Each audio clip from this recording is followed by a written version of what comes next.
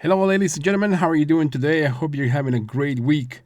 Okay, today I would like to talk about some basic stuff. What is the purpose of the church? What are the benefits that we gain by investing our time and money into a particular institution? And what are the promises the church's focus on what are we supposed to get after we invest our time and money? Thank you very much for joining me again and have a great one. Let's go.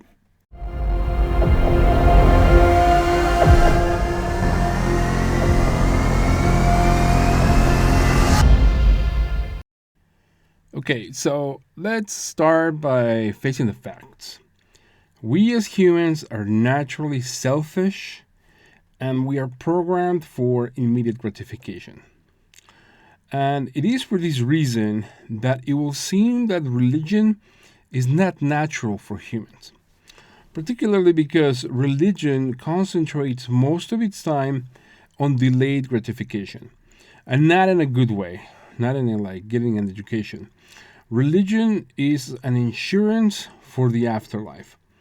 But the problem is that we don't really know if there's an afterlife. What makes things worse is that even if there is an afterlife, we don't really know what it looks like. What are the laws that is sovereign? Who's supposed to be over it?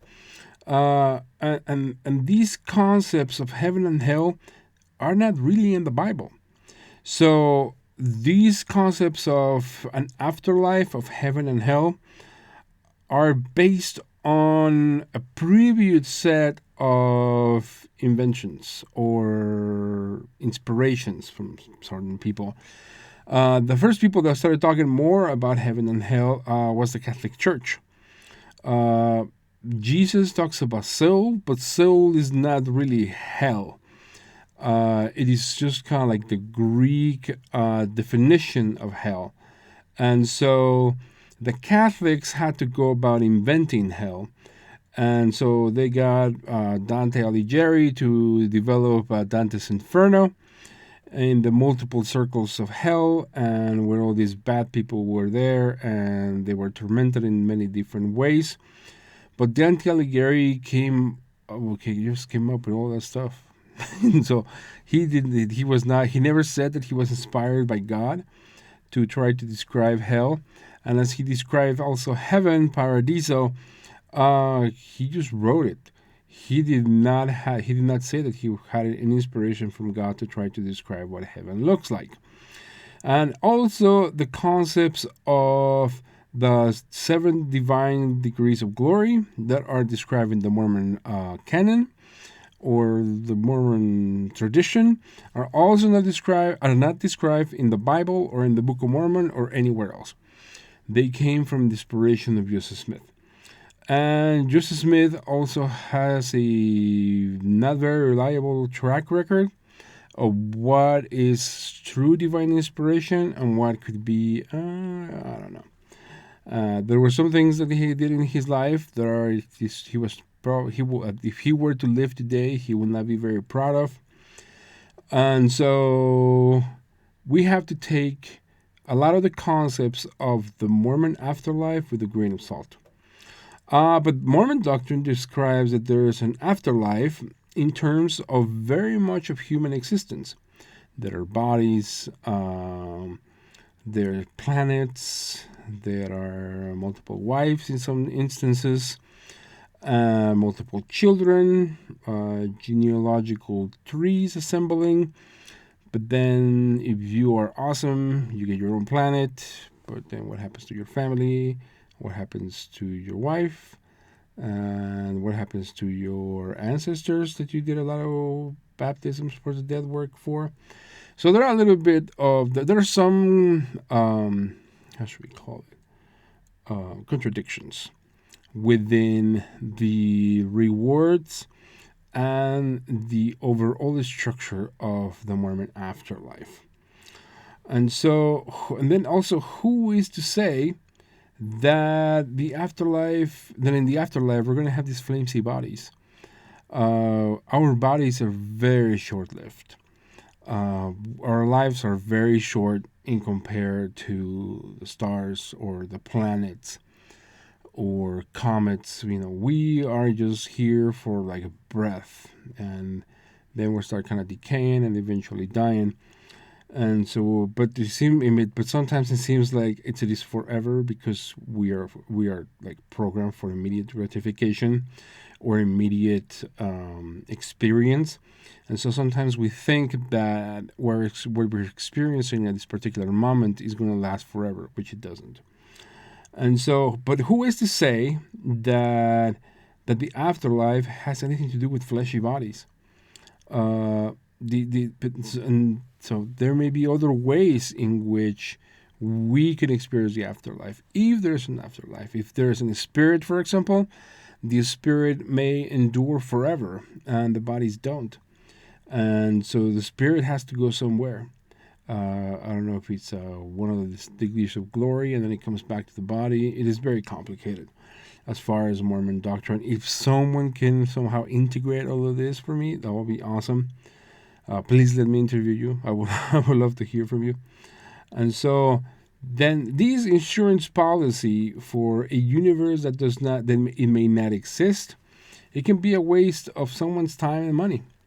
But then again, religion does not only have to have posthumous benefits. People join the religion or many other religions for many different reasons. Some people, think that they're going to have some type of financial or romantic benefit. In the LDS church, there in the LDS culture, there's a very famous saying that says, flirt to convert. Some men join the LDS church to find a conservative wife, to form families, and this premise is one of the foundational blocks of the LDS faith. The LDS faith is very conservative, and it's supposed to be very monogamous, and then the children also are supposed to live within this very conservative type of lifestyle, which sometimes is beneficial for some people and sometimes is not. But in the LDS doctrine, families are eternal.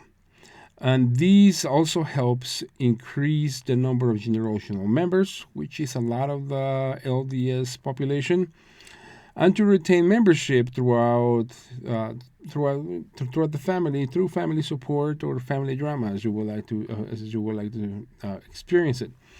People are also promised that they will see deceased relatives in the afterlife. This is part of the purpose of the temples, as people do work for the deceased. Therefore, conversion is not exclusive to living people, but it's also for dead ones.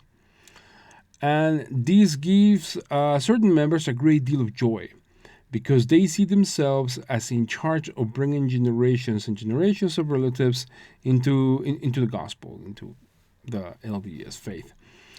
But as it is common to much of the Mormon doctrine, this comes with a caveat. That is, these relatives may have nothing to do with any ordinances performed, or who knows, maybe reincarnation is real.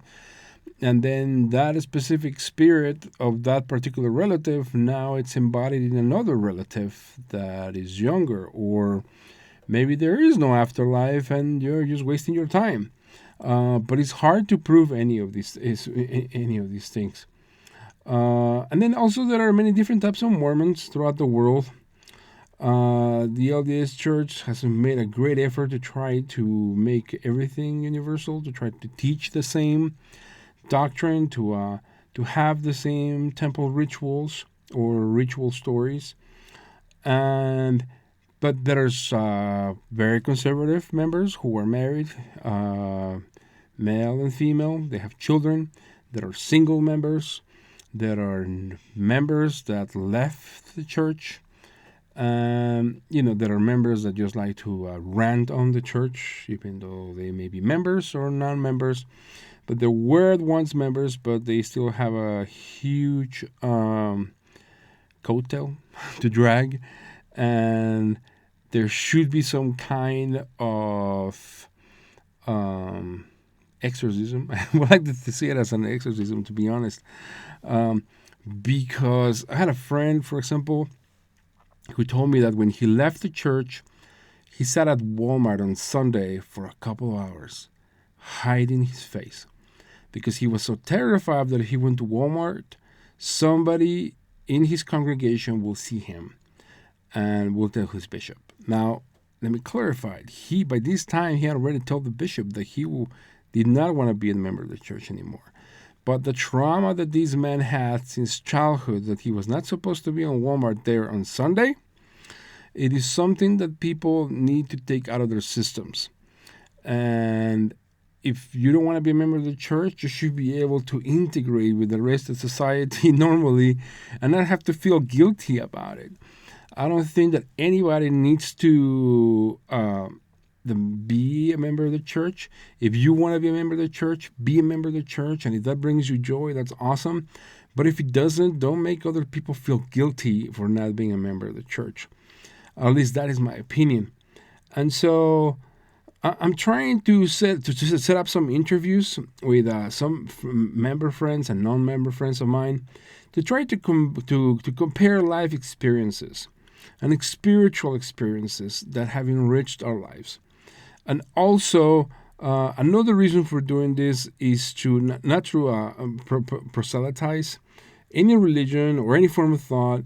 My purpose here is try to find value to our experiences and to find a common ground and try to find some healing, whether you're a member or not a member. Some people have found the healing power of Christ by being a member of the church, and some people have found healing by taking themselves away from the LDS church and finding something else. And also, another way for doing this is to learn how to protect and love each other, love one another, whether you're a member or not a member.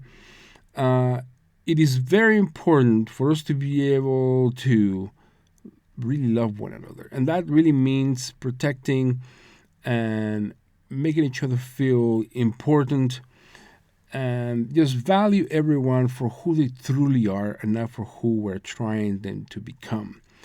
And just try to be happy with yourself, whether you're a member of the church or you're not a member of the church. The point here is to find your true self and try to be happy, and let others be happy as well, and for a community where there's communication and there's love. And that's going to be hopefully my objective here. And this has absolutely everything to do with mysticism. Mysticism, it is an art in which we're trying to put things together to make them make sense. That is all what mysticism is. It's find, for example, astrological patterns that will be able to tell you how to live happier lives. Sometimes you can find it in tarot. Tarot will tell you, it's like, oh, if I can figure out my future, therefore I can prevent myself from pain. This is exactly the same thing, but we're trying to do it from a personal point of view. I think that everybody has their value, and it has their own philosophical worth, and we all need to be able to assess it, and be able to share it and honor it. I think that is the best thing that we can do to maintain happy lives and happy families.